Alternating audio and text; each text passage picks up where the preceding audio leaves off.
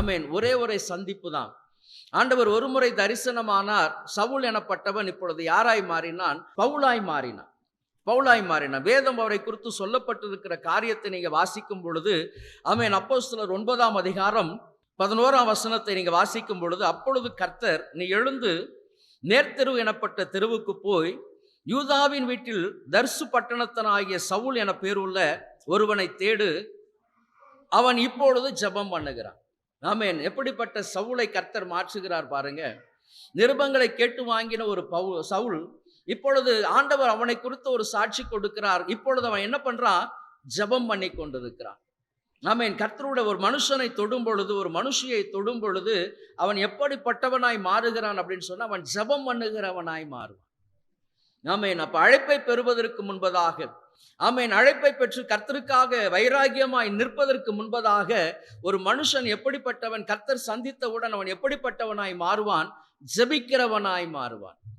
ஆமென். இன்றைக்கு இந்த ஜெப வாழ்க்கையில தான் இன்றைக்கு அநேகருடைய வாழ்க்கை என்ன பண்ணி கொண்டிருக்கு? தடுமாறி கொண்டிருக்கு.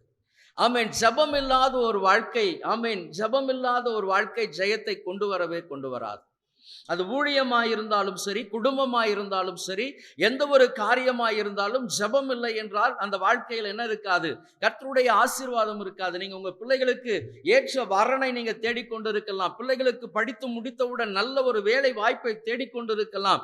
ஆமென். உங்க குடும்பத்துல மேன்மையான ஒரு வீட்டை கட்ட வேண்டும் என்று சொல்லி ஒரு பிரயாசம் எடுத்துக்கொண்டிருக்கலாம். இதற்கு எல்லாம் அடிப்படை காரியம் என்ன அப்படின்னு சொன்னா ஜெபம் தான். அப்ப ஆண்டவர் சவுலை குறித்து சொல்லுகிற பொழுது, அவன் இப்பொழுது ஜெபம் பண்ணி கொண்டிருக்கிறான். கர்த்தர் ஒரு மனுஷனை ரட்சிக்கும் பொழுது முதலாவதாக அவனை ஜெப வீரனாக மாற்றுவார். அதுதான் ரட்சிக்கப்படுகிற ஒரு அனுபவம். ஒரு ரட்சிப்பு, ஒரு உள்ளான மனுஷன் கழுவப்பட தன்னை முழுவதுமாய் ஒப்பு கொடுக்கும் பொழுது, மனம் திரும்புகிற அந்த அனுபவத்திற்குள்ளாய் வரும் பொழுது, ஆண்டவரே, நான் பாவியான ஒரு மனுஷன், துன்மார்க்கன் ஐயா, அசுத்தம் நிறைந்தவன் ஐயா, அப்ப அந்த இடத்துல என்ன நடைபெறும் என்று சொல்லும் பொழுது அவன் ஜெபிக்கிறவனாய் மாறுவான். ஆகவேதான் வேத புஸ்தகத்தில் நீங்க வாசிக்கும் பொழுது ஏசாயா தீர்க்கதரிசியின் புஸ்தகத்தை எடுத்துக்கொள்ளுங்க. ஏசாயா தீர்க்கதரிசியின் புஸ்தகம் 6ஆம் அதிகாரம் 5 வாசிங்க. ம் ம் ஆ ஆ அப்பொழுது சேராபீன்களில் ஒருவன் பலிபீடத்திலிருந்து ஆ ம் ம் ம்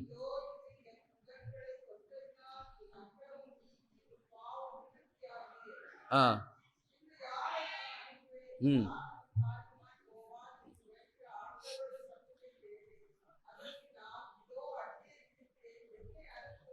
ஆமென். அப்போ உசியா மரணம் அடைந்த அந்த நாட்களில், அந்த வருஷம், அப்போ உசியா மரணம் அடைந்த அந்த நாட்களில் அவர் கண்ட ஒரு தரிசனம், ஏசாயாவுடைய கண்களை திறக்கப்பட்டது.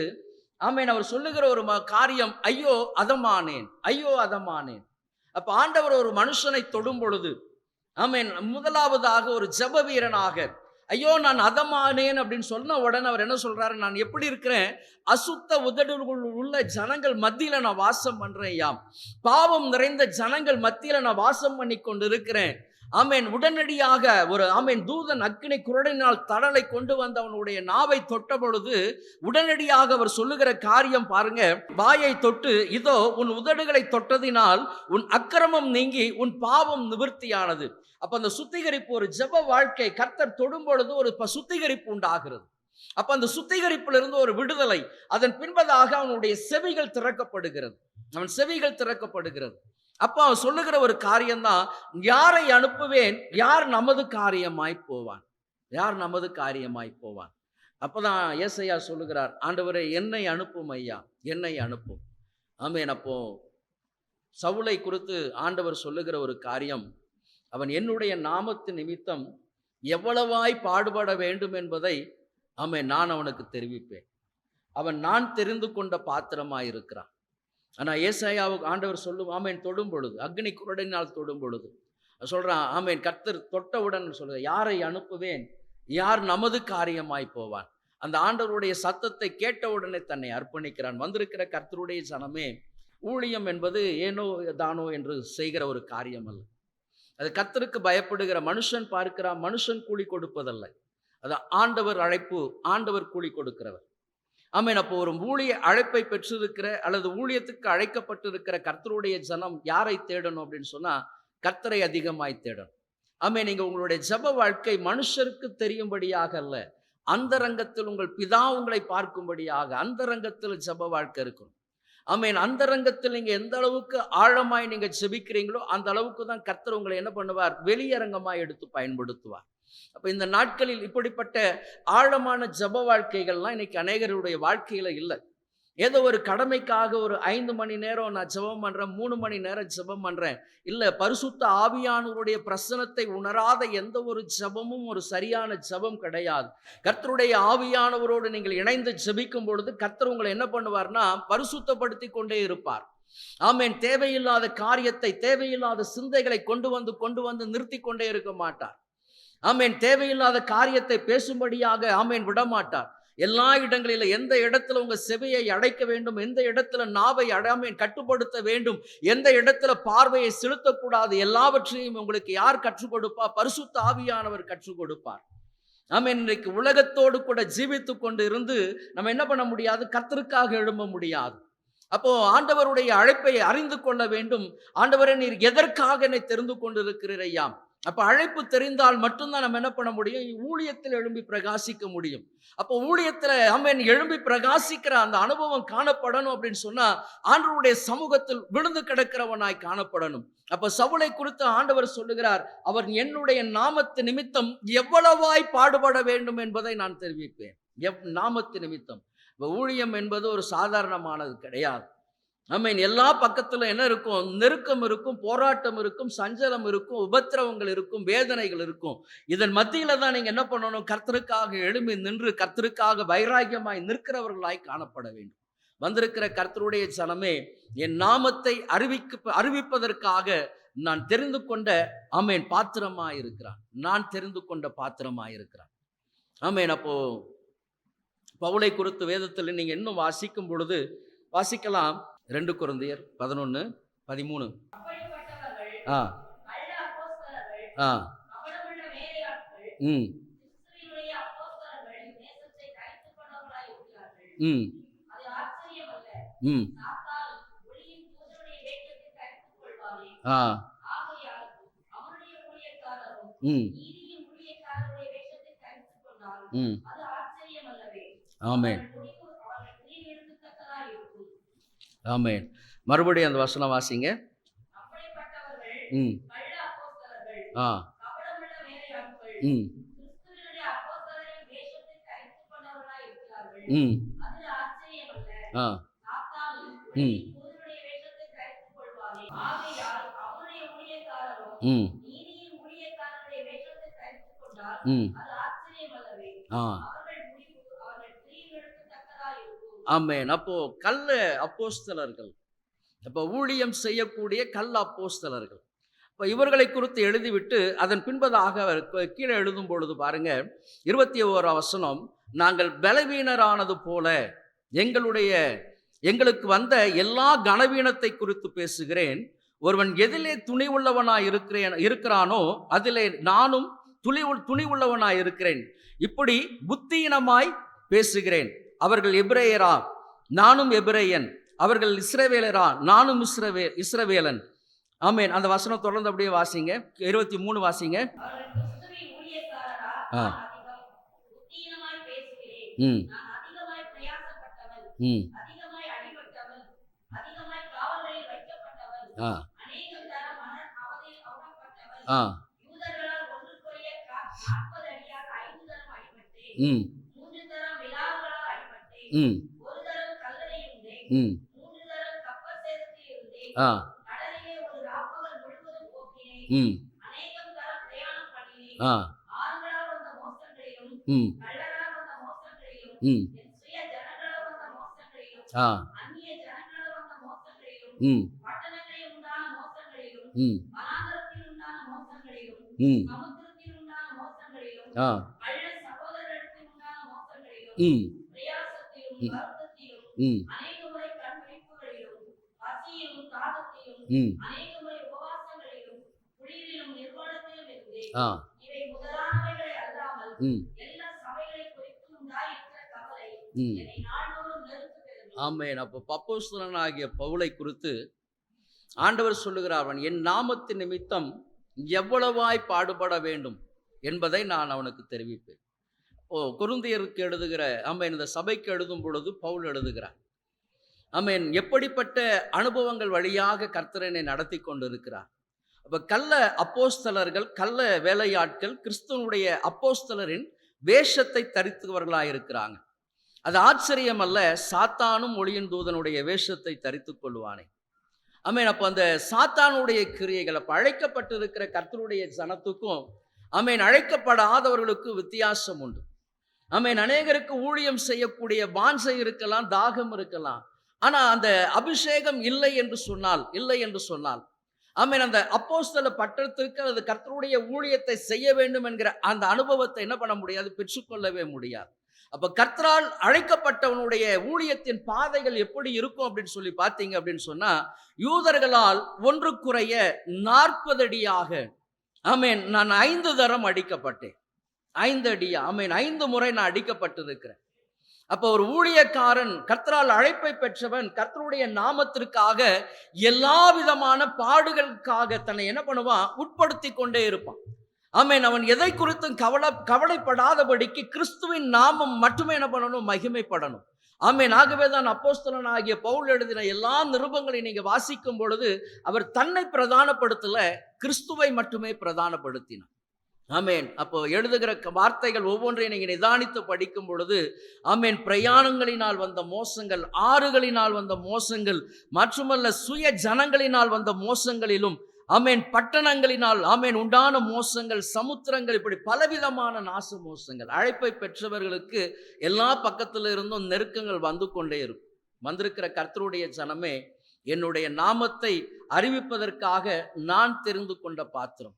அப்போ ஒரு பவுலை குறித்து ஆண்டவர் தெளிவான ஒரு வழிநடத்துதலை கொடுக்கிறார். அப்போ ஊழியம் என்பது ஒரு கடமைக்காக செய்கிற ஒரு காரியங்கள் கிடையாது. ஆமென். ஊழியம் என்பது கர்த்தருக்காக வைராகியமாய் எழும்பி நிற்கிற ஒரு அனுபவம். கர்த்தருக்காக எல்லா விதமான ஆமென் சுகபோகங்களை எல்லாம் விட்டு ஆண்டவருக்காக பிரிந்து போகிற ஒரு ஆமென் அனுபவம். ஆமென். நீங்க கர்த்தருக்காக ஊழியம் செய்யும் பொழுது உங்களுடைய சுய குடும்பத்தை நீங்க என்ன பண்ண முடியாது, திருப்திப்படுத்த முடியாது. எல்லாரையும் நீங்க சாட்டிஸ்ஃபேக்ஷன் பண்ணவே முடியாது. ஆமென். நீங்க கர்த்தருடைய ஊழியக்காரன் என்று சொல்லும் பொழுது ஊழியத்தில் தான் உங்க அழைப்பை மட்டும் தான் நீங்க பார்த்து கொண்டு இருப்பீங்க. உங்க குடும்பத்தில் ஒரு நல்ல திருமண காரியங்கள் நடக்கலாம், அல்லது ஒரு வீட்டு விசேஷங்கள் நடக்கலாம். ஊழியக்காரர்கள் என்ன பண்ண முடியாது, ஊழியத்து நிமித்தமா இந்த திருமண காரியத்தில் பங்கெடுக்க முடியாது. குடும்பத்தில் இருக்கிற அந்யோன்யமான காரியங்களில் பங்கெடுக்க முடியாது. ஊழியத்திற்காக தொடர்ந்து தங்களை என்ன பண்ணுவாங்க, விலை கிரயமாக விட்டு ஓடிக்கொண்டே இருப்பாங்க. தங்கள் குடும்பத்தை கொடுத்து, பிள்ளைகளை விட்டு, எல்லாவற்றையும் விட்டுதான் ஊழியக்காரி ஓடிக்கொண்டே இருப்பாங்க. ஆமென். ஆகவேதான் என் நாமத்தின் நிமித்தம் அவன் எவ்வளவாய் பாடுபட வேண்டும் என்பதை நான் அவனுக்கு தெரிவிப்பேன். வந்திருக்கிற கர்த்தருடைய ஜனமே, ஒரு சாதாரணமான ஒரு ஊழியத்திற்காக கர்த்தர் உங்களையும் என்னையும் தெரிந்து கொள்ளல. அப்ப அந்த தெரிந்து கொள்ளப்படுகிற அந்த அனுபவம் காணப்படணும். ஆமென். அப்ப ஐயா, என் மீது என்ன அழைப்பு இருக்குது ஐயா, நான் எதற்காக நீர் என்னை தெரிந்து கொண்டீர், ஆண்டவர் ஒரு மனுஷனை ஒரு மனுஷியை ஊழியத்துக்கு அழைக்கும் பொழுது அது எந்த விதமான ஒரு ஊழியம், அதை அறிந்து கொள்ளணும். முதலாவது அதை தான் அறிந்து கொள்ளணும். எந்த அழைப்பு என் மீது இருக்கிறது, அந்த அழைப்புக்கு நேராக தான் கர்த்தர் என்ன பண்ணுவார்னா பயணப்படும்படியாக விடுவார். ஆமென். இப்ப இன்னைக்கு நிறைய பேர் அழைப்பை பெற்று ஆமென், அழைப்பு என்ன அழைப்பு அப்படின்றதே தெரியல. அழைப்பு இல்லாதபடியினால் இன்றைக்கு என்ன பண்ணி கொண்டிருக்கிறோம், குழப்பிக்கொண்டே இருக்கிறோம். வந்திருக்கிற கர்த்தருடைய ஜனமே, ஆமென், முதலாவதாக அழைப்பை தெரிந்து கொள்ளணும். எதற்காக கர்த்தர் என்னை பிடித்திருக்கிறார், ஆமென், கர்த்தருக்கு என்னை அழைத்திருக்கிறார். என்ன ஊழியம் ஐயா, என்ன ஊழியம்? ஒரு ஜெப ஊழியமா இருக்கலாம், அல்லது ஆமென் கட்டுகளை உடைக்கக்கூடிய ஆமென் வல்லமையை கொடுக்கிற ஒரு ஊழியத்தை இருக்கலாம், அல்லது ஊழியர்களை எழுப்பக்கூடிய ஊழியமா இருக்கலாம். ஆமென். அப்போ என்ன ஊழியத்தை கர்த்தர் எனக்கு வைத்திருக்கிறார்? எனக்கு தெரிந்த ஒரு முறை நான் ரட்சிக்கப்பட்ட அந்த ஆரம்ப நாட்கள், ஒரு குறிப்பிட்ட ஒரு 6 மாதம் 8 மாதம் இருக்கும். அப்போ ஒரு வீட்டுக்கு போவோம், அங்கே தான் போய் ஜெபம் பண்ணுவோம். அப்போ அந்த வீட்டில் போய் ஜெபம் பண்ணும் பொழுது அந்த சகோதரன் சொல்வார், நீங்கள் தம்பி, உங்களெல்லாம் பார்த்தா எனக்கு ரொம்ப பொறாமையாக இருக்கு ஐயா அப்படின்வார். ஏன் பிரதர், ஏன் அப்படின்னும் போது அவர் சொல்வார், நீங்கள்லாம் ரட்சிக்கப்பட்டீங்க, இப்போ தான் ரட்சிக்கப்பட்டீங்க, ஆனால் கர்த்தர் உங்களை ஊழியக்காரனாய் கர்த்தர் அழைக்கிறார். நான் ஊழியக்காரனாய் கர்த்தர் அழைக்கிறார். ஆனால் எனக்கு பாருங்க, நான் ரட்சிக்கப்பட்டு எவ்வளோ வருஷம் ஆயிட்டு ஐயா, எவ்வளோ வருஷம் ஆயிட்டு. எனக்கு ஊழியம் செய்யணும்னு வாஞ்சை இருக்கு. ஆனா கர்த்தர் எனக்கு அந்த அழைப்பையே கொடுக்கலையா. ரொம்ப வருத்தமா ஒரு அப்பவே பார்த்தீங்கன்னா, ஒரு தூத்துக்குடி கலெக்டர் ஆஃபீஸ்ல வந்து வேலை செஞ்சுக்கிட்டு இருந்தார். அப்ப அவரு சொல்லுவாரு, "நான் ஊழியம் செய்யணும்னு வாஞ்ச தம்பி." ஒவ்வொரு ஞாயிற்றுக்கிழமையும் ஊழியத்துக்கு கூட்டிட்டு போவார். ஊழியத்துக்கு கூட்டிட்டு போவார். அந்த ட்ராக்ஸ் கொடுக்குற ஊழியம், வில்லேஜ் மினிஸ்ட்ரி, கிராம ஊழியங்கள் அப்படின்னு சொல்லி நெறைய இடத்துக்கு கூட்டிட்டு போயிட்டு பேசும்படியாக அப்பதான் பயன்படுத்த ஆரம்பிப்பார். அப்போ அந்த சகோதரன் ஒரு முறை சொல்லும்போது சொன்னார், "நீலாம் சின்ன பையன். வாலிப வயசுல வந்துட்ட. கர்த்தர் ஊழியத்துக்குன்னு உன்னை தெரிந்து கொண்டார். அப்போ எனக்கு பாரு இவ்வளோ வயசாயிட்டு இன்னும் ஊழியம் செய்யக்கூடிய அந்த அழைப்பு எனக்கு கிடைக்கலையே" அப்படின்னு சொல்லி ரொம்ப வருத்தப்படுவார். வந்திருக்கிற கர்த்தருடைய ஜனமே, அழைக்கப்பட்டால் கர்த்தர் வழிவாசலை திறந்து கொடுப்பார். அப்ப அந்த நாட்கள்ல எனக்கு ரொம்ப ஒரு எப்படி உற்சாகத்தை கொடுத்து உற்சாகப்படுத்தி ஊழியத்துல நடத்தினது அந்த சகோதரன். என்ன ஒரு காரியமா இருந்தாலும் அவர்கிட்ட போய் ஆலோசனை கேட்டா அவர் சரியா சொல்லுவார். என்னென்ன பிரகாரமாய் செய்யுங்க அப்படின்னு சொல்லி. அப்ப கர்த்தர் அந்த நாட்கள்ல பேசின ஒவ்வொரு காரியத்தையும் அவர்கிட்ட தான் போய் டிஸ்கஸ் பண்றது. அப்ப டிஸ்கஸ் பண்ணும்போது நிறைய காரியங்கள் சொல்வார். நிறைய காரியங்களை கற்றுக் கொடுத்தார். அப்போ வந்திருக்கிற கர்த்தருடைய ஜனமே, அப்போ அந்த பாடுகள் வரும் பொழுது, வேதனைகள் வரும் பொழுது, அவைகளை எல்லாம் எப்படி சகிக்கணும், எப்படி சகிக்கணும். அப்ப அந்த பரிசுத்த ஆவியானவருடைய அபிஷேகத்தை பெற்ற பின்பதாக, அந்த ஆவியானவருடைய ஆளுகையை பெற்ற பின்பதாக, பிரசனத்தை உணர்ந்த பின்பதாக, எத்தனை போராட்டங்கள், எத்தனை பிரச்சனைகள், எத்தனை சஞ்சலங்கள் வந்தாலும் அந்த காரியத்திலிருந்தெல்லாம் கர்த்தர் என்ன பண்ணாருன்னா விடுதலை கொடுத்து சமாதானமாய் நடத்தணும். இதுதான் ஒரு ஊழியக்காரனுக்கு, ஊழியக்காரிக்கு கர்த்தர் கொடுக்கிற மிகப்பெரிய ஒரு பாக்கியம். அப்ப குடும்பங்கள்ல இருக்கிற பிரச்சனைகள், போராட்டங்கள், ஐயா வாலிப வயசுல நீ என்னத்தை வேலை தேடாம நீ என்ன பண்ற, குடும்பத்தை எப்படி நடத்துவ? இதுதான் அநேகர் கேட்பாங்க. நீ வாலிப வயசுல இயேசு உன்னை ஊழியத்துக்கு கூப்பிட்டுட்டாரு, உன் வருமானத்துக்கு நீ என்ன பண்ணுவ? நீ வேலை செஞ்சுட்டு ஊழியம் செய்யலாமே, இப்படிதான் பலர் சொல்லுவாங்க. ஆனா கர்த்தர் அழைத்தவர் உண்மை உள்ளவர் பாருங்க. அவர் அழகாய் நடத்தி கொண்டே போவார், அழகாய் நடத்தி கொண்டே போவார். வந்திருக்கிற கர்த்தருடைய ஜனமே, இந்த நாளிலும் கூட முதலாவது அறிந்து கொள்ளுங்க, ஐயா நான் உம்முடைய சித்தத்தை செய்யும்படியாக என்னை அழைத்திருக்கிறீங்க. நீர் என் வாழ்க்கையில் என்ன செய்ய சொல்லுகிறீரோ அந்த காரியத்தை மட்டும் நான் செய்யணும் ஐயா. நீர் சொல்லாத எந்த ஒரு காரியத்தை என்ன பண்ணக்கூடாது, செய்யக்கூடாது. அப்ப பவுலுக்கு உறுதியாய் கர்த்தர் சொன்னார், அவன் புறஜாதிகளுக்கும் ராஜாக்களுக்கும் என்னுடைய ஜனத்திற்கும் என்னுடைய நாமத்தை பிரஸ்தாபப்படுத்தும்படியாக நான் தெரிந்து கொண்டிருக்கிறேன். என் நாமத்து நிமித்தம் அவன் எவ்வளவாய் பாடுகள் பட வேண்டும் என்பதையும் நான் அவனுக்கு தெரிவிப்பேன். ஆகவேதான் பவுலால் உறுதியாய் நிற்க முடிந்தது. ஆகவேதான் அவர் முழுவதுமாக கிறிஸ்துவை சார்ந்து கொண்டிருந்தபடியினாலதான் அவர் எழுதுகிறார், நான் யூதர்களால் ஏறக்குறைய 40 தரம் 40 அடியாக 5 தரம் அடிக்கப்பட்டிருக்கிறையா. 40 அடிகள் 5 முறை அடிச்சிருக்கிறாங்க. அது போக எனக்கு எத்தனையோ விதமான நாச மோசங்கள், எத்தனையோ விதமான பட்டயங்கள், கள்ள சகோதரர்களால் வந்த பாடுகள், பிரச்சனைகள் ஐயா. ஆனாலும் அதில் நிற்கும்படியான பலனை யார் கொடுத்தார்? கர்த்தர் கொடுத்தார். காரணம் அந்த அழைப்பு, அந்த அழைப்பு. அழைக்கப்பட்டவன் நிஸ்திரமாய் கர்த்தருக்காக நிற்பான். எந்த விதத்திலும் மனுஷனை சார்ந்தல்ல, கர்த்தரை சார்ந்து நிற்கிறபடியினால் கர்த்தர் என்ன பண்ணுவார்னா உயர்ந்த அடைக்கலத்தில் வைப்பார். வருகிற பாடுகள், பிரச்சனைகள், போராட்டங்கள், சஞ்சலங்கள் எல்லாவற்றையும் மேற்கொண்டு போகும்படியான ஜெயத்தை கர்த்தர் கொடுப்பார். வந்திருக்கிற கர்த்தருடைய ஜனமே, கர்த்தருடைய ஊழியத்தை செய்ய வாஞ்சை இருக்கலாம், தாகம் இருக்கலாம், அர்ப்பணிப்பு இருக்கலாம், சகித்து செல்லக்கூடிய அந்த மனப்பக்குவத்தை கேட்கணும். ஆண்டவரே, எல்லாவற்றையும் நான் பொறுமையாய் சகித்து நான் ஜெயம் எடுக்கணும் ஐயா. எல்லாவற்றையும் நான் பொறுமையாய் சகித்து நான் ஜெயம் எடுக்கணும் ஐயா. நான் கர்த்தருடைய ஊழியக்காரன், மனிதருக்கு ஊழியம் செய்யும்படியாக அல்ல, கர்த்தருக்காக நிற்கிறவன். கர்த்தருக்காக நிற்கிறவன் எந்த இடத்திலும் மனுஷனை என்ன பண்ண மாட்டான், பிரியப்படுத்தவே மாட்டான். அவனுக்கு வேண்டியது கர்த்தர் மகிமைப்படணும், கர்த்தர் உயர்த்தப்படணும், கர்த்தர் மூலமாக பெரிய காரியங்களை செய்யணும். இது மட்டும்தான், இது மட்டும்தான். அப்ப இந்த அனுபவத்துக்கு நேராக நடத்தணும். ஆகவே தான் ஏசாயாவை குறித்து வாசிக்கிறோம். அவன் கண்கள் திறக்கப்பட்டவுடன் அவன் சொன்ன காரியம், ஐயோ நான் அசுத்த உதடுகள் உள்ள மனுஷர் மத்தியில் வாசம் பண்றேன் ஐயா. என்னை சுற்றில் இருக்கிற ஜனங்கள் குறை சொல்லுகிறவர்கள், குற்றம் கண்டுபிடிக்கிறவர்கள் ஐயா. என்னை சுற்றில் இருக்கிறவர்கள் பொய் பேசிக் கொண்டிருக்கிறவர்கள், எரிந்து விழுகிறவர்கள், வஞ்சகம் நிறைந்தவர்கள் ஐயா. அப்ப இப்படிப்பட்ட ஜனங்கள் மத்தியில் வாழ்ந்து கொண்டிருக்கிற நான் அசுத்தமாய் இருக்கிறேன் ஐயா. தூதன் குரலினால் அவனுடைய நாவை தொட்ட உடன் அவன் சொன்ன காரியம், யாரை அனுப்புவேன், யார் என்னுடைய காரியமாய் போவான்? என்னை அனுப்பும் ஐயா, என்னை அனுப்பும். அப்ப அவன் முழுவதுமாக பரிசுத்தப்படுத்தி கர்த்தர் ஏசாயாவை ஆமென் ஊழியத்தில் பயன்படுத்தினார்.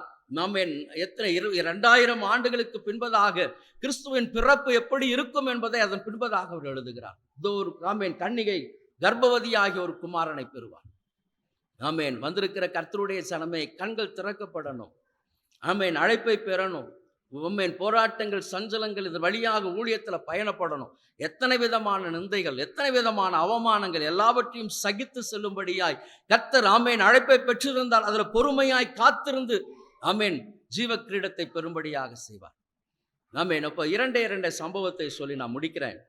இந்த பாத்திரங்கள் அப்படின்னு சொல்லும் பொழுது முதலாவதாக நமக்கு தெரியக்கூடிய ஒரு மனுஷன் யோசேப்பு. வாசிக்கலாம் ஆதியாகமத்தின் புஸ்தகம் 37ஆம் அதிகாரம் 2ஆம் வசனம்.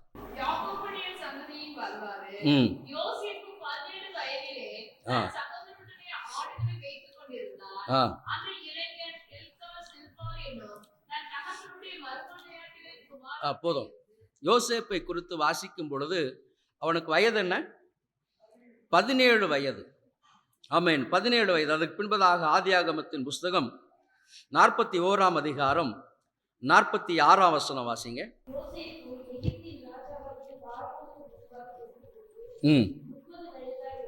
ஆமென். அப்ப இடைப்பட்ட வருஷங்கள் அப்படின்னு சொல்லி பார்க்கும் பொழுது எத்தனை வருஷம் வருது? 13 வருஷம்.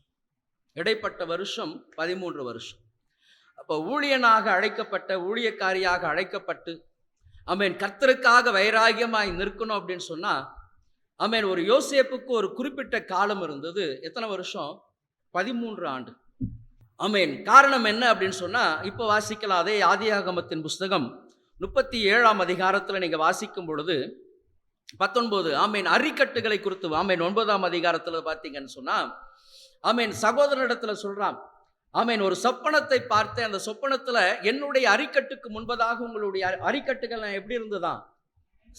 வணங்கி நின்றது. அதன் பின்பதாக இன்னொரு சொப்பனத்தையும் சொல்லுகிறார். அவர் சூரியனும் சந்திரனும் 11 நட்சத்திரங்களும் என்ன பண்ணுச்சு? என்னை வணங்கினது, என்னை வணங்கினது. ஆமென். எல்லாரும் அவங்க என்ன பண்ணாங்க? உக்கிர கோபம் அடைந்தாங்க. ஆமென் யோசேப்பை பார்த்து உக்கிர கோபம் அடைந்தாங்க. நாங்க எல்லாருமே உன்னை வணங்குவோமா, தாய் தகப்பன் எல்லாம் வணங்குவோமா? ஆனா ஆமென் தகப்பன் மட்டும் என்ன பண்ணாரா? தன் இருதயத்தில் இதை வைத்துக் கொண்டார். இருதயத்தில் வைத்துக் கொண்டார். அப்போ ஒரு மனுஷனை கர்த்தர் ஊழியத்துக்கென்று அவனை பிரித்து எடுக்கும் பொழுது ஆமென் தெளிவான ஒரு தரிசனத்தோடு கூட நடத்துகிறார்.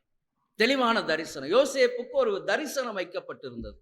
அப்போ இந்த சொப்பனத்தின்படி கர்த்தர் என்ன பண்ண போகிறார்? என்னை உயர்த்த போகிறார். அதற்கு இடைப்பட்ட ஆண்டுகள் தான் கிட்டத்தட்ட 13 ஆண்டுகள். ஒரு மனுஷன் கர்த்தரால் தெரிந்து கொள்ளப்பட்டிருக்கிறான் அப்படின்னு சொன்னா அவனை கர்த்தர் என்ன பண்ணுவார்? உடனடியாக எடுத்து என்ன பண்ண மாட்டார்? கிரீடத்துக்கு கொண்டு வந்துட மாட்டார்.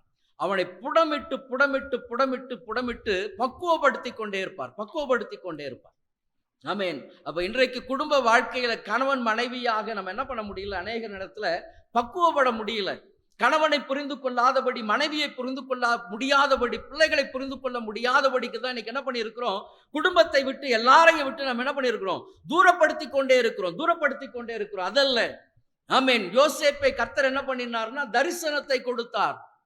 ஆமென். ஒரு தரிசனத்தை கொடுத்து அதன் பின்பதாக அவனை புடமிட்டு புடமிட்டு கர்த்தர் கொண்டு போனார். உடனடியாக கிரீடம் வரல, உடனடியாக ராஜ்யபாரம் வரல. ஆமென். ஒரு மனுஷன் ஆமென் கர்த்தருக்காக எழும்ப வேண்டும், குடும்பத்தில் என் பிள்ளைகள் கர்த்தருக்காக எழும்ப வேண்டும் என்று சொன்னால் அவன் அழைப்பை பெற்றவனாய், தரிசனம் பெற்றவனாக, அடுத்ததாக ஆமென் கர்த்தரால் ஆமென் பயன்படுத்துவதற்கு முன்பதாக புடமிடுகிற அனுபவங்கள். அதுதான் ஆமென் பவுலை குறித்து வாசித்தோம். ஆமென் புடமிட்டு நடத்துவார். அவன் ஜெபம் பண்ணான். ஆமென் ஏசாயாவுடைய கண்கள் திறக்கப்பட்டது. பவுல் ஜெபம் பண்ணார். கர்த்தர் சாட்சி கொடுத்தார். அவன் இப்பொழுது ஜெபம் பண்றான்னு சொல்லி. ஆனாலும் அந்த புடமிடுகிற வாழ்க்கை தான் கிட்டத்தட்ட 13 ஆண்டுகள். ஆபிரகாமுக்கும் ஆமென் ஆண்டவருக்கும் தொடர்பு அந்து போன நாட்கள் 13 வருஷங்கள். ஆமென் 13 ஆண்டுகள் ஆண்டவருக்கு ஆபிரகாமுக்கு தொடர்பு இல்லாத நாட்கள். ஆமென். அதன் பின்பதாக நீங்க யோசேப்பை பார்க்கும் பொழுது அந்த 13 ஆண்டுகள் அப்போ எந்த அளவுக்கு இருக்கும் பாருங்க. அந்த ஆமென் தொடர்ந்து புடமிட்டு புடமிட்டு போத்திபாருடைய வீட்டுக்கு அடிமையாய் கொண்டு வந்தார் யோசேப்பு.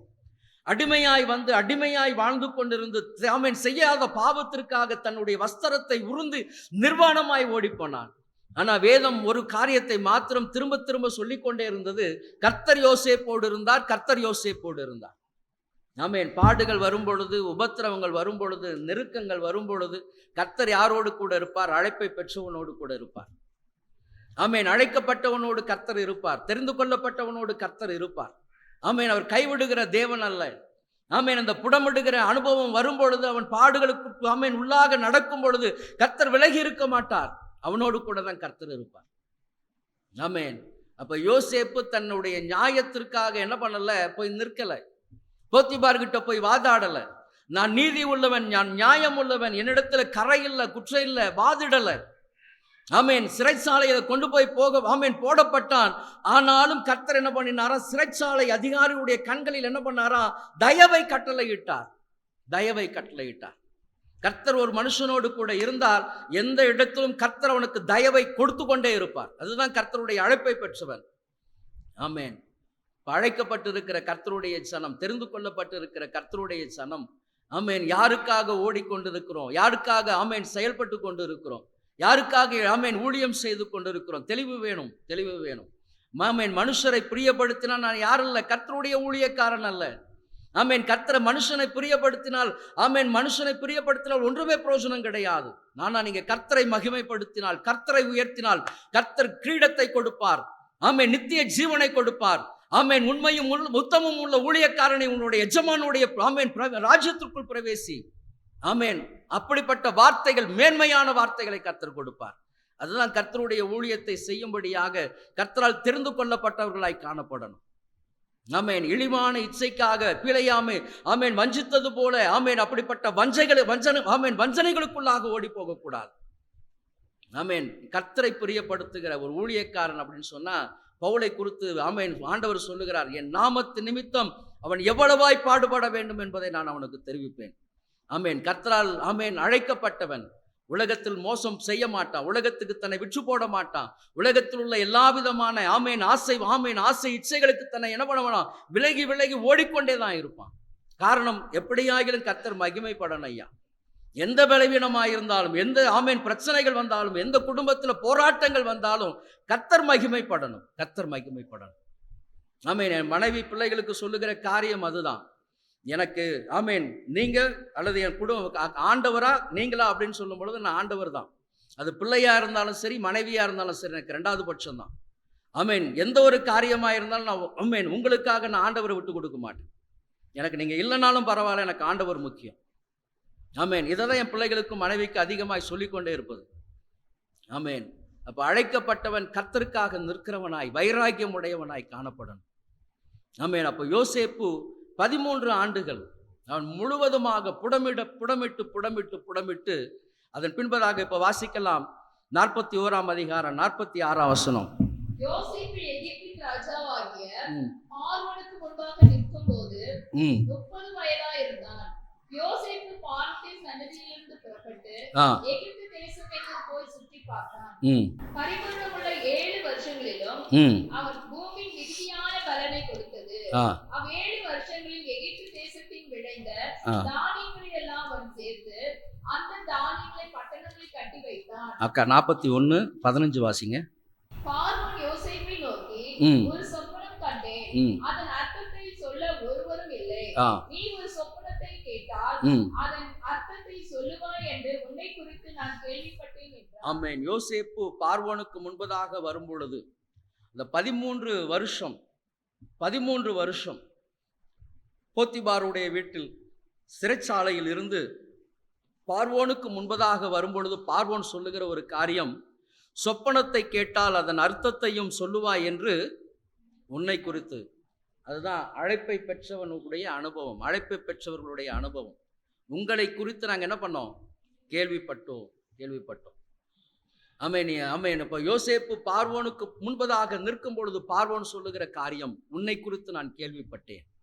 அப்போ ஒரு ஊழியக்காரன் ஆமென் ஊழியக்காரி ஆமென் அப்போ கேள்விப்படுகிற ஒரு அனுபவம். கர்த்தர் இந்த மனுஷனோடு இருக்கிறார், இந்த மனுஷியோடு இருக்கிறார். ஆமென். இதற்கு தான் இந்த 13 வருஷம்.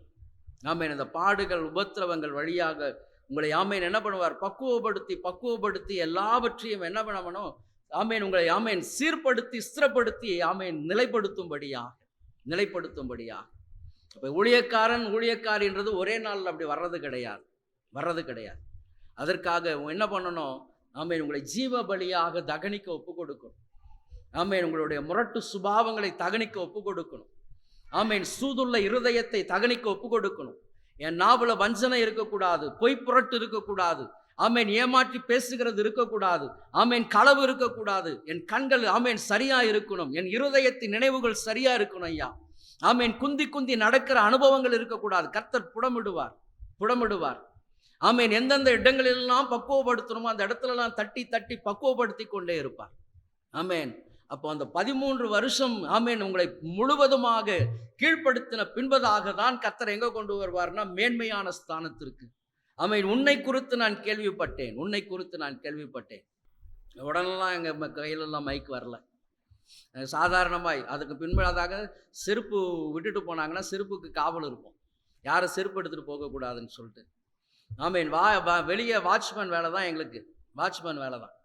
அதன் பின்பதாக அதிலெல்லாம் பொறுமையாய் எத்தனையோ பேர் தேவையில்லாத வார்த்தைகளை எல்லாம் சொல்லி காயப்படுத்துவாங்க. அங்கே வருகிற ஜனங்கள் எல்லாமே எப்படி இருப்பாங்க? ஆமென், ரட்சிக்கப்படாத ஜனங்கள். அப்போ ரட்சிக்கப்படாத ஜனங்கள் மத்தியில் நீங்கள் எப்படி இருக்கணும்? ரட்சிப்பை பெற்றவர்கள் அவங்க பேசுகிறாங்கன்னு சொல்லிட்டு நீங்கள் பேசக்கூடாது. ஆமென், எல்லாவற்றையும் சகித்து கொள்ளணும், ஏற்றுக்கொள்ளணும். ஆமென், தேவையில்லாத வார்த்தைகளை சொல்லி சொல்லி நம்மளை காயப்படுத்தி கொண்டே இருப்பாங்க. ஆனால் பாருங்க, அந்த இடத்துல நம்ம பொறுமையாக இருந்து இருந்து இருந்து இருந்து இருந்து அதன் பின்பதாக ஒரு குறிப்பிட்ட நாளில் என்ன பண்ணாங்க? என்னை வர சொன்னாங்க, உள்ளே வாங்க அப்படின்னு சொல்லிட்டு. உள்ளே போய் உட்கார்ந்த உடனெல்லாம் என்னெல்லாம் வந்து பாடலாம் வைக்கல. ஒரு முறை தற்செயலாக சகோதரன் திரும்பி பார்த்துட்டு, நான் உடைய பாடுறதுக்கு தானே உள்ளே வர சொன்னேன்.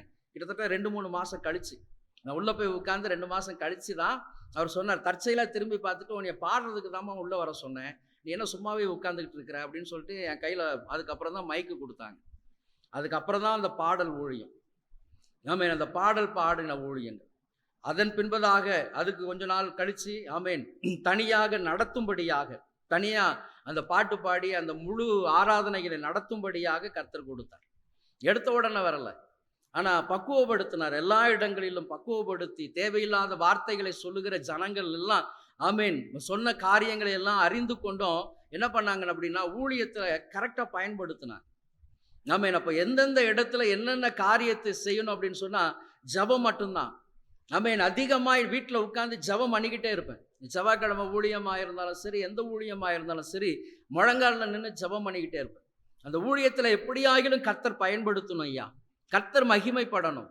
நான் என்னை காண்பிப்பதற்காக அல்ல, கர்த்தர் ஆமென் மகிமைப்படணும். அதன் பின்பதாக தான் பாடல்லாம் எனக்கு தெரியாது, பாடலாம் எனக்கு சுத்தமாக தெரியவே தெரியாது. ஆனால் அந்த பாடல் ஊழியத்தை கர்த்தர் கற்றுக் கொடுத்தார். ஆமென், கர்த்தர் அந்த பாடல் ஊழியத்தின் மூலமாக அப்புறம் வர்ஷிப் பண்ணுறதுக்கு அதன் பின்பதாக தான் கடைசியாக சகோதரன் இல்லை அப்படின்னு சொன்னால் ஆமென் செய்தி கொடுக்கும்படியாக.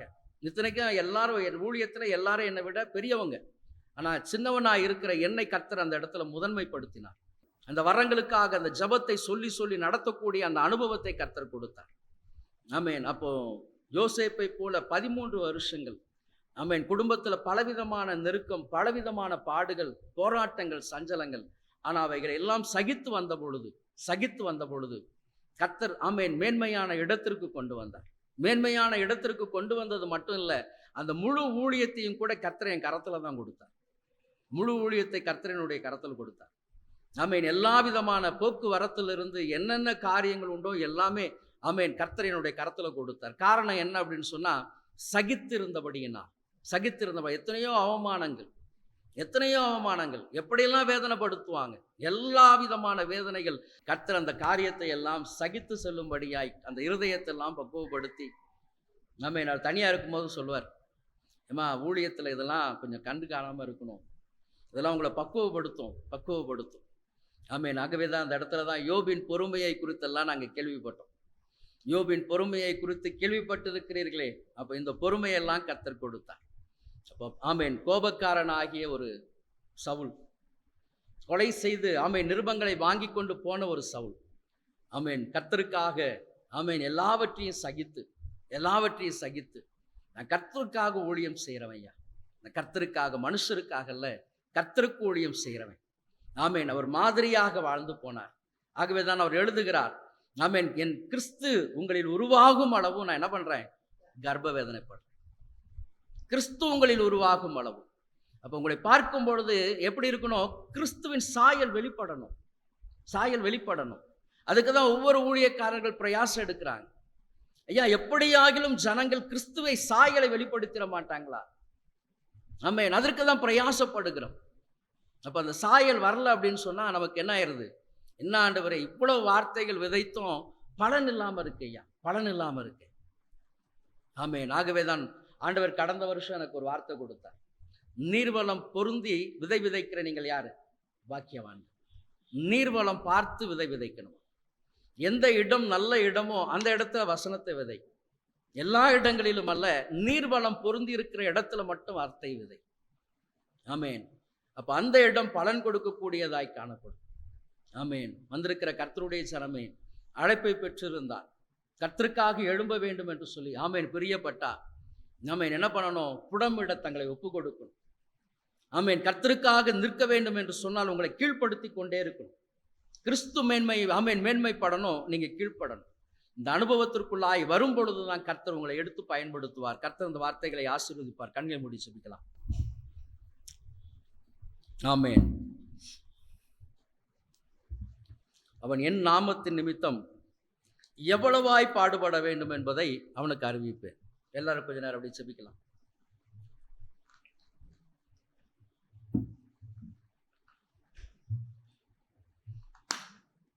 ஆமென். பேதுரு கர்த்தரால் தெரிந்து கொள்ளப்பட்ட மனுஷன். வேதம் அவரை குறித்து சொல்லுகிறது, முந்தினவன் பேதுரு. முந்தினவன் பேதுரு. எல்லாத்துலேயும் முன்னாடி போவார். ஆண்டவரே நீரே ஆனால் நானும் வரேன். ஆமென். அந்த முந்தின பேதுருவை பார்த்து தான் சொன்னார் ஆண்டவர். ஆமென். ஹல்லேலூயா.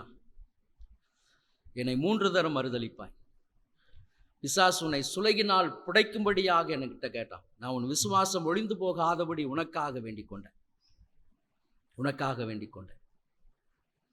ஆமென். ஆண்டவர் சொன்னார், நீ சீமோனாயிருக்கிறாய், உன் மீது என் சபையை கட்டுவேன். ஆமென். உன் மீது என் சபையை கட்டுவேன். ஆமென். கர்த்தர் இன்றைக்கு பேதுரு ஆமென் அந்த சீஷன், பிரதான சீஷன் ஆமென் சபையை கட்டி எழுப்பினார். ஆனால் மறுதலித்து போன 3 முறை மறுதலித்தான். நான் இவரை அறியேன் அறியேன் அறியேன் என்று. கர்த்தர் ராம் முழுவதுமாய் ஜெபம் பண்ணி ஆமென் தெரிந்து கொண்ட சீஷன் பேதுரு. முந்தினவன் பேதுரு. எல்லாத்திலையும் தன்னை தான் முதன்மைப்படுத்தி கொண்டிருந்தார். ஆனால் ஒரு குறிப்பிட்ட நேரம் வரும்பொழுது ஆண்டவரை மறுதலித்து பின் வாங்கி போனார். ஆமென். அந்த அழைப்பின் மேன்மை தெரியல. ஆமென். ஆனால் மனம் கசந்து அழுதார். ஐயோ, நான் ஆண்டவரோடு கூட 3 வருஷம் அவரோடு ஊழியத்தில் இருந்தேன். என்னை எவ்வளவாய் நேசித்தார், என் மூலமாக எவ்வளவு காரியங்களை அவர் கற்றுக் கொடுத்தார். ஆமென். மறுரூப மலையில் பார்க்கும் பொழுது பேதுரு தான் வந்து சொல்கிறார், ஐயா உமக்கு ஒரு கூடாரத்தை போட்டுடலாம் ஐயா. ஆமென். மோசேக்கு ஒரு கூடாரமோ எலியாவுக்கு ஒரு கூடாரமோ போட்டுடலாம், நம்ம இங்கேயே இருக்கலாம் ஐயா, இங்கேயே இருக்கலாம். அப்படிப்பட்ட வெளிப்பாடுகளை எல்லாம் பெற்றவர். ஆமென். ஜனங்கள் எல்லாரும் என்னை யார் என்று ஆமென் சொல்றாங்க அப்படின்னு சொல்லும் பொழுது, ஐயா நீர் ஜீவனுள்ள தேவனுடைய குமாரனாகிய கிறிஸ்து. ஆமென். வெளிப்பாடுகளை பெற்றவர். ஆனால் மறுதலித்த பொழுது மனம் கசந்து அழுதார், மனம் கசந்து அழுதார். ஆமென். ஹல்லேலூயா. வந்திருக்கிற கர்த்தருடைய ஜனமே, ஆமென். பவுலை குறித்து ஆண்டவர் சொன்னார், என் நாமத்து நிமித்தம் அவன் எவ்வளவாய் பாடுபட வேண்டும், எவ்வளவாய் பாடுபட வேண்டும். ஊழியம் ரோஜா படுக்கையில் இருக்கக்கூடிய ஆமென் நடக்கிற ஒரு அனுபவம் அல்ல, அது முட்கள் மீது நடக்கிற ஒரு அனுபவம். மோசேயை கர்த்தர் அழைத்தார். ஆமென். முட்செடியில் இருந்து, மோசே உன்னுடைய ஊழியம் நெருக்கமான ஒரு ஊழியம். ஜனங்கள் எப்பொழுதெல்லாம் பார்த்தா அவனை தான் கல்லெறியும்படியாக கற்களை எடுப்பாங்க. ஆமென். எந்த ஜனங்களை எகிப்தின் பார்வோனிலிருந்து அடிமைத்தனத்திலிருந்து கொண்டு வர பிரயாசப்பட்டாரோ அந்த ஜனங்கள் தான் அதிகமாய் மோசேயை காயப்படுத்தினாங்க. ஆமென். சொந்த சகோதரி காயப்படுத்தினான். ஆனால் மோசே சாந்த குணம் உள்ளவன். ஆண்டவர் அவனை குறித்த சாட்சி கொடுத்தார். என் தாசனாகிய மோசேயை போல சாந்த குணம் உள்ளவன் இந்த உலகத்தில் யாருமே கிடையாது. ஆமென். ஹல்லேலூயா. ஆமென். அந்த கற்களை ஆமென் எத்தனை முறை ஜனங்கள் எடுத்தாங்களோ. ஆமென். ஆனால் கர்த்தர் மோசேயோடு கூட இருந்தார். கர்த்தர் யோசுவா ஆமென் யோசேப்போடு கூட இருந்தார். கர்த்தர் யோசுவாவோடு கூட இருக்கிறார். கர்த்தர் என்னோடும் கூட இருக்கிறார், நம்மோடும் கூட இருப்பார். ஆமென். அப்போ அழைப்பை பெற்றவர்கள் அறிந்து கொள்ளுங்க, கர்த்தர் என் கூட இருக்கிறாரா? கர்த்தர் என் கூட இருக்கிறாரா? ஆமென். கர்த்தர் என் கூட இருக்கிறார் அப்படின்னு சொன்னால், ஆமென், பகை இருக்காது, வெறுப்பு இருக்காது, ஆமென், கசப்பை உமிழ்கிற அனுபவம் இருக்காது. ஆமென். எல்லாரையும் நேசிக்கும்படியாக தோன்றும். ஆமென். ஹல்லேலூயா. கர்த்தருக்கு ஊழியம் செய்யுங்க. ஆமென். கர்த்தர் மகிமைப்படணும். ஆமென். சிலுவை என்பது எல்லாருக்கும் கிடையாது, அழைப்பை பெற்றவர்களுக்கு மட்டும்தான் சிலுவை. ஆமென். தகப்பனே, இந்த ஆசீர்வாதமான உபவாச நாளுக்காக நாங்கள் நன்றி செலுத்துகிறோம். கர்த்தர் ஆமென் மகிமைப்படுவீராக. உம்முடைய நாமம் மாத்திரம் உயர்த்தப்படட்டும் ராஜா. எல்லாவற்றிலும் உம்முடைய ஆமென் நாமத்தை நாங்கள் உயர்த்துகிறோம். வழி நடத்துங்க, ஆசீர்வதிங்க. இயேசு கிறிஸ்து மூலமாய் ஜெபத்தை ஏறெடுக்கிறோம் நல்ல பிதாவே. ஆமென்.